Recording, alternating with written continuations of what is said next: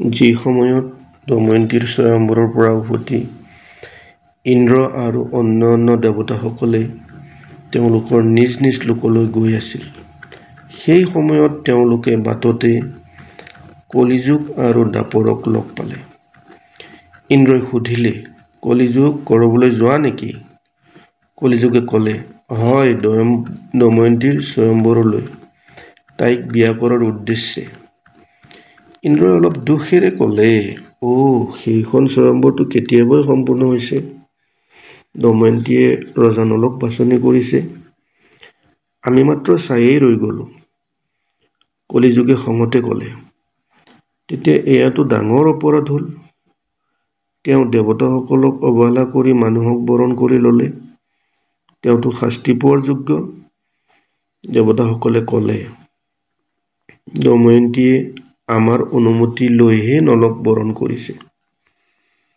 প্ৰকৃততে নল সৰ্বগুণসম্পন্ন আৰু দময়ন্তীৰ বাবে উপযুক্ত।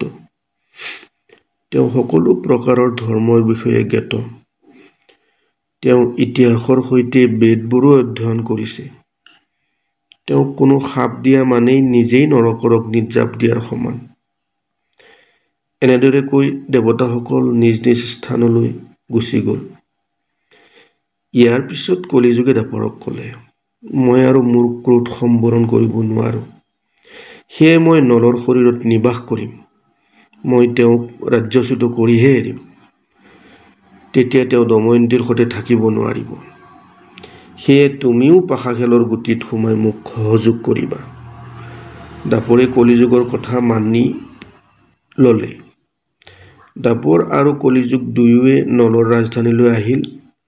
তাতে বসতি স্থাপন কৰি 12 বছৰ ধৰি তেওঁলোকে নলৰ কোনো ক্ৰুটি বা ভুল দেখাৰ বাবে অপেক্ষা কৰি ৰ'ল। এদিনাখন ৰজা নলে সন্ধিয়াৰ সময়ত প্ৰস্ৰাৱ কৰি আহি ভৰি নোধোৱাকৈয়ে সন্ধ্যা বন্দনা কৰিবলৈ বহিল। এই অপবিত্ৰ অৱস্থা দেখি কলিযুগে তেওঁৰ শৰীৰত প্ৰৱেশ কৰিবলৈ সুবিধা পালে। আন এটা ৰূপ লৈ তেওঁ নলৰ ভাতৃ পুষ্কৰৰ ওচৰলৈ গৈ নানা চলাহী কথাৰে তেওঁৰ মন ভুলাই তেওঁক ক'লে, আপুনি নলৰ সৈতে জুৱা খেলি মোক সহায় কৰক। জুৱা খেলত জিকি নৈষধ ৰাজ্যখন নিজৰ কৰি লওক। পুষ্কৰে ৰাজ্যৰ লোভত তেওঁৰ কথাবোৰ মানি লৈ ৰজা নলৰ ওচৰলৈ গ'ল। দাপৰেও পাশাৰ ৰূপ লৈ তেওঁৰ সৈতে গ'ল। যেতিয়া পুষ্কৰে ৰজা নলক জুৱা খেলিবলৈ আহ্বান জনালে, তেতিয়া ৰজা নলে দময়ন্তীৰ সন্মুখত তেওঁৰ ভায়েকে বাৰে বাৰে দিয়া প্ৰত্যাহ্বান সহ্য কৰিব নোৱাৰিলে। তেওঁ পাশা খেলৰ সিদ্ধান্ত ল'লে। সেই সময়ত নলৰ শৰীৰত কলিযুগ সোমাই আছিল, সেয়ে নলে যি বস্তুৱেই খেলত লগায় সেয়াই হাৰে। প্ৰজা আৰু মন্ত্ৰীসকলে ৰজাক বাধা দিব বিচাৰিলে, কিন্তু যেতিয়া তেওঁ সন্মত নহ'ল, মন্ত্ৰীসকলে ৰাণী দময়ন্তীৰ দ্বাৰা ৰজাক বাধা দিবলৈ দ্বাৰপালৰ হতুৱাই বাৰ্তা প্ৰেৰণ কৰিলে। তেতিয়া ৰাণী দময়ন্তীয়ে নলক ক'লে যে, আপোনাৰ খেলৰ বাবে আপোনাৰ গোটেই প্ৰজাবোৰে কষ্ট পাই অধৈৰ্য হৈ পৰিছে, কিন্তু আপুনি। এইখিনি কৈয়ে দময়ন্তীয়ে কান্দিবলৈ ধৰিলে। কিন্তু ৰজা নল কলিযুগৰ প্ৰভাৱত আছিল, সেইকাৰণে কাৰো একো হাক বাচন শুনা নাছিল। ওপৰঞ্চি তেওঁ যি পাশাই নিক্ষেপ কৰে তাৰ ওলোটাহে হয়। দময়ন্তীয়ে এই সকলোবোৰ দেখি ধাইক মাতিলে আৰু তেওঁৰ দ্বাৰা ৰজা নলৰ সাৰথি বাজপেয়ীক মাতিলে। তেওঁ ক'লে, সাৰথি, আপুনি জানেনে মহাৰাজ যথেষ্ট সংকটত আছে। এই কথাটো আপোনাৰ পৰা আৰু লুকাই থকা নাই। আপুনি ৰথ তৈয়াৰ কৰক আৰু মোৰ ল'ৰা ছোৱালীক ৰথত বহুৱাই মাৰ ঘৰলৈ লৈ যাওক। তাৰ পিছত পুষ্কৰে ৰজা নলৰ সকলো ধন লৈ ক'লে যে, আপোনাৰ ওচৰত জুৱাত লগাবলৈ আৰু কিবা আছে নে নাই? যদি আপুনি দময়ন্তীক জুৱাত লগোৱাৰ যোগ্য বুলি বিবেচনা কৰে, তেওঁকে লগাওক। কলিযুগৰ প্ৰভাৱৰ বাবে নলে ৰাজ্য, ধন সম্পদ সকলো হাৰি একেবাৰে নিঃকিন অৱস্থা পালে। কিন্তু তেওঁ দময়ন্তীক জুৱাত নলগালে। তেওঁ শৰীৰত পিন্ধি থকা এটুকুৰা কাপোৰৰ বাদে সকলো বস্তুৱেই জুৱাত হাৰিল আৰু ঘৈণীয়েক দময়ন্তীৰ সৈতে বনলৈ গুচি গ'ল। তাত গৈ এখন আশ্ৰমত আশ্ৰয় ল'লে। এদিন নলে দেখিলে যে তেওঁৰ কাষত বহুতো চৰাই বহি আছে। সিহঁতৰ পাখিবোৰ সোণৰ দৰে জিলিকি আছে। নলে ভাবিলে যে ইহঁতৰ পাখিবোৰ বেছি মই কিছু ধন পাব পাৰোঁ। এনেদৰে ভাবি সিহঁতক ধৰাৰ বাবে নলে নিজৰ পিন্ধি থকা কাপোৰখনেই সিহঁতৰ গাৰ ওপৰলৈ দলিয়াই দিলে। চৰাইবোৰে তেওঁৰ কাপোৰখন লৈ উৰি গ'ল। এতিয়া ৰজা নলে নিজৰ কাপোৰখনো হেৰুৱাই কাপোৰ নিপিন্ধাকৈয়ে দুখী দুখী মনোভাৱেৰে মূৰ তল কৰি থিয় হৈ ৰ'ল। চৰাইবোৰে ক'লে, তই এখন বস্ত্ৰ পিন্ধি নগৰৰ পৰা ওলাই আহিছিলি, তেতিয়া আমি তোক দেখি বৰ দুখ পাইছিলোঁ। কিন্তু এতিয়া আমিয়েই তোৰ শৰীৰৰ পৰা সেই একমাত্ৰ কাপোৰখনো লৈ গ'লো, কিয়নো আমি চৰাই নহয়, আমি জুৱা খেলৰ পাখাই। নলে দময়ন্তীক পাখাই চৰাই হৈ অহা কথাখিনি কৈ দিলে আৰু ক'লে, এই যে তুমি দেখিছা, আমাৰ সন্মুখত বহুকেইটা পথ আছে। তাৰে এটা অৱন্তীলৈ যায়, দ্বিতীয়টো পৰ্বত পাৰ হৈ দক্ষিণ দিশলৈ যায়। সন্মুখত বিন্ধ্যাচল পৰ্বত আছে। এই পয়ঞ্চী নদী সাগৰৰ সৈতে মিলিত হয়। সন্মুখৰ ৰাস্তাটো বিদৰ্ভ দেশলৈ যায়। এইটো কৌশল দেশলৈ যোৱাৰ পথ। এনেদৰে দুখ আৰু শোকত আতুৰ হৈ থকা ৰজা নলে দময়ন্তীক অতি সাৱধানে বিভিন্ন আশ্ৰমৰ পথবোৰৰ বিষয়ে ক'বলৈ আৰম্ভ কৰিলে, যাতে দময়ন্তীৰ পথ ভুল নহয়। দময়ন্তীৰ চকু পানীৰে ভৰি পৰিল। দময়ন্তীয়ে ৰজা নলক ক'লে, আপুনি ভাবেনে যে মই আপোনাক এৰি অকলে কৰবলৈ যাম? আপোনাৰ দুখ আঁতৰাবলৈ মই আপোনাৰ সৈতেই থাকিম। দুখৰ সময়ত পত্নী এগৰাকীয়েই পুৰুষৰ বাবে ঔষধৰ দৰে হয়। তাই ধৈৰ্য সহকাৰে নলৰ কষ্ট হ্ৰাস কৰাৰ চেষ্টা কৰিলে। সেই সময়ত নলৰ শৰীৰত কোনো কাপোৰ নাছিল। মাটিত শুবলৈও তৃণৰ কঠোৰ ব্যৱস্থা কৰাৰ শক্তি নাছিল। তেওঁৰ শৰীৰটো ধূলিৰে লেতেৰা হৈ পৰিছিল। ভোক পিয়াহত আক্ৰান্ত হৈ ৰজা নলে মাটিতে টোপনি গ'ল। দময়ন্তীয়েও তেওঁৰ সৈতে এই সকলোবোৰ শাস্তি ভুগি আছিল। দময়ন্তী টোপনি যোৱাৰ অলপ পিছত ৰজা নলৰ টোপনি ভাঙি গ'ল।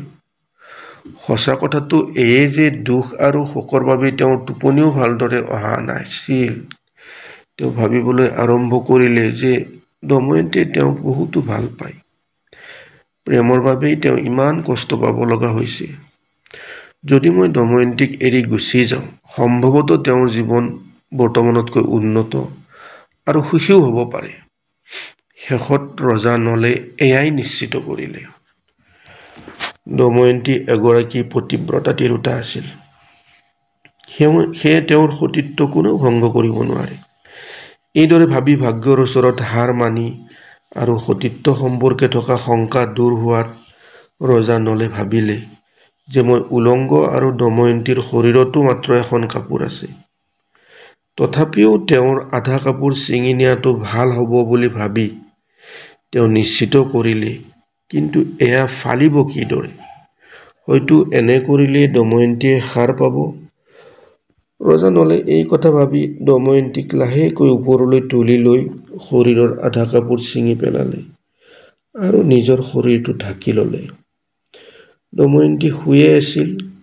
ৰজা নলে তেওঁক এৰি গুচি গ'ল। অলপ সময়ৰ পিছত তেওঁৰ মনটো কিছু শান্ত হ'ল আৰু পুনৰ আশ্ৰমলৈ ঘূৰি আহিল। কিছু সময় তেওঁ তাতেই ঘূৰি ফুৰিলে আৰু ভাবিবলৈ ধৰিলে যে এতিয়ালৈকে দময়ন্তীয়ে ৰাজকীয় পৰিৱেশত ৰাজকীয় পৰ্দাৰ আঁৰত বাস কৰিছে, যাৰ বাবে কোনেও তেওঁক স্পৰ্শ কৰিব নোৱাৰিলে। আজি তেওঁ অনাথৰ দৰে আধা পোছাক পিন্ধি ধূলিত শুই আছে। মই অবিহনে তেওঁ দুখী হৈ অকলে কেনেকৈ অৰণ্যত বাস কৰিব? কিন্তু তথাপিও মই তোমাক এৰি যাব ওলালো। সকলো দেৱতাই তোমাৰ সুৰক্ষা কৰক। মই তোমাৰ লগত থাকিলে তোমাৰ অৱস্থা আৰু বেছি বেয়া হ'ব। সেই সময়ত ৰজা নলৰ হৃদয় বিচ্ছেদৰ দুখৰ প্ৰকোপত টুকুৰা টুকুৰাকৈ বিচ্ছিন্ন হৈ পৰিছিল। শৰীৰত কলিযুগৰ প্ৰৱেশৰ ফলত তেওঁৰ বুদ্ধি ধ্বংস হৈছিল। সেয়ে তেওঁ মনটোক প্ৰবোধ দি তেওঁৰ পত্নীক অকলেই তাতে এৰি অৰণ্যলৈ পুনৰ গুচি গ'ল। দময়ন্তীয়ে টোপনি ভাঙি যোৱাৰ পিছত দেখিলে যে ৰজা নল তাত নাই। এয়া দেখি তেওঁ আচৰিত হ'ল আৰু ৰজা নলক বিচাৰি মাতিবলৈ আৰম্ভ কৰিলে। দময়ন্তীয়ে যেতিয়া ৰজা নলক বহু দেৰিলৈ দেখা নাপালে, তাই দুখতে কান্দিবলৈ ধৰিলে। তেওঁ ঘূৰি ঘূৰি অৰণ্যৰ মাজভাগ গৈ পালে। তাত অজগৰ সাপ এটাই দময়ন্তীক গিলিবলৈ খেদি আহিল। দময়ন্তীয়ে সহায়ৰ বাবে চিঞৰিলে আৰু তেওঁৰ চিঞৰ এটা বেধৰ কাণত পৰিল। তেওঁ তাতে চিকাৰ বিচাৰি আছিল। তেওঁ তালৈ দৌৰি আহিল আৰু দেখিলে যে এডাল অজগৰে সুন্দৰী দময়ন্তীক গিলিব ধৰিছে। তীক্ষ্ণ অস্ত্ৰ প্ৰয়োগ কৰি তেওঁ অজগৰৰ মুখখন কাটি পেলালে। তেওঁ দময়ন্তীক উদ্ধাৰ কৰি তাইৰ গা ধুৱাই দিলে আৰু নিৰ্ভয় প্ৰদান কৰি কিছু খাদ্য খাবলৈ দিলে। দময়ন্তী কিছু সময় পিছত ক্ষান্ত হ'ল। তেতিয়া বেদে সুধিলে, হে সুন্দৰী, তুমি কোন? কি সমস্যাত পৰি অথবা কি উদ্দেশ্যৰে ইয়ালৈ আহিছা? দময়ন্তীৰ সৌন্দৰ্য, বিনয়ী ভাৱ আৰু আকৰ্ষণীয় ৰূপে বেদক আকৰ্ষিত কৰিছিল। তেওঁ দময়ন্তীৰ সৈতে মিঠা মিঠাকৈ কথা পাতি তাইৰ মন জয় কৰাৰ চেষ্টা কৰিলে। দময়ন্তীয়ে তেওঁৰ মনৰ অনুভৱক বুজি উঠিল। দময়ন্তীক সেই বেদে ধৰ্ষণ কৰাৰ চেষ্টা কৰিলে।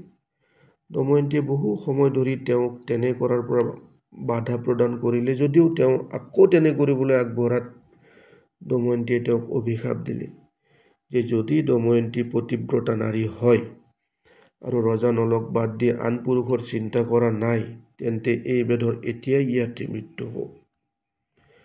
দময়ন্তীৰ কথাখিনি শেষ হোৱাৰ লগে লগে বেদৰ প্ৰাণবায়ু ওলাই গ'ল। বেদৰ মৃত্যুৰ পিছত দময়ন্তী তাৰ পৰা গৈ এখন অতি ভয়ংকৰ আৰু নিৰ্জন বনত উপস্থিত হ'ল। ৰজা নলৰ ঠিকনা বিচাৰি বিচাৰি দময়ন্তী উত্তৰৰ দিশে আগবাঢ়িল।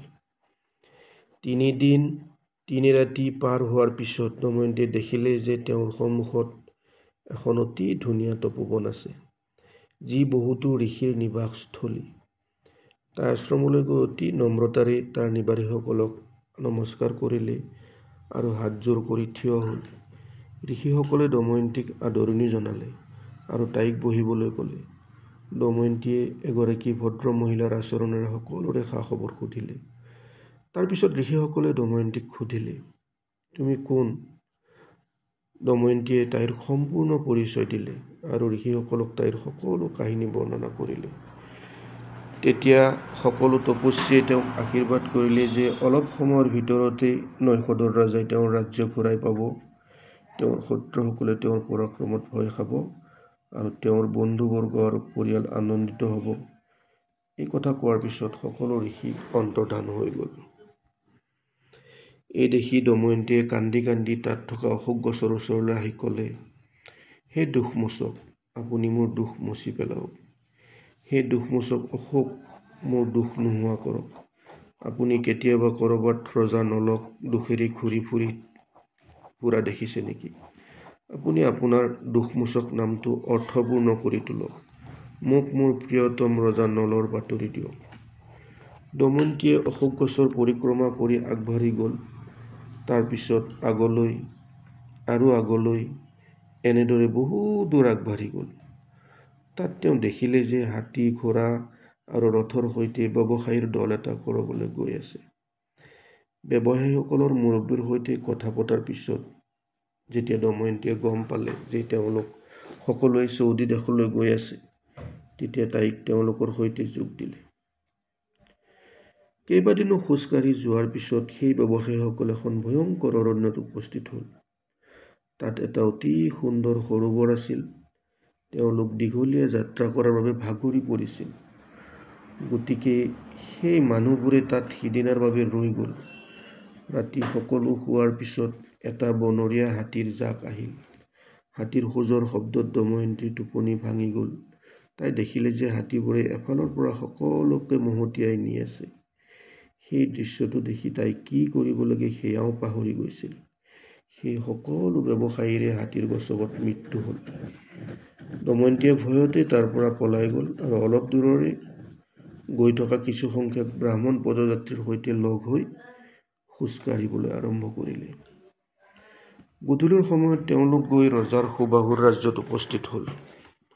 তাৰ বাসিন্দাসকলে দময়ন্তীৰ কাপোৰ কানি তথা দেহৰ অৱস্থা দেখি তাইক পাগলী বুলি ভাবিলে আৰু সৰু ল'ৰা ছোৱালীবোৰে তাইক আমনি কৰিবলৈ আৰম্ভ কৰিলে। দময়ন্তীয়ে বিবশ হৈ চাই থাকিল। সেই সময়তে ৰাজমাতাই প্ৰসাদৰ বাহিৰ ফালৰ খিৰিকীৰে প্ৰজালৈ চাই আছিল। তেওঁ দাসীক ক'লে, সেই মহিলাগৰাকীক বৰ দুখী যেন অনুভৱ হৈছে, যোৱাচোন তাইক মোৰ ওচৰলৈ লৈ আহা। দাসীগৰাকীয়ে দময়ন্তীক ৰাণীৰ ওচৰলৈ লৈ আহিল। ৰাণীয়ে দময়ন্তীক সুধিলে, কোন তুমি? এইদৰে অচিনাকি ঠাইত ঘূৰি ফুৰিবলৈ ভয় নকৰা নেকি? তেতিয়া দময়ন্তীয়ে ক'লে, নাই নকৰোঁ, কিয়নো মই এগৰাকী পতিব্ৰতা তিৰোতা। মই দাসীৰ কাম কৰোঁ আৰু মই কাম বিচাৰিয়েই ঘূৰি আছোঁ।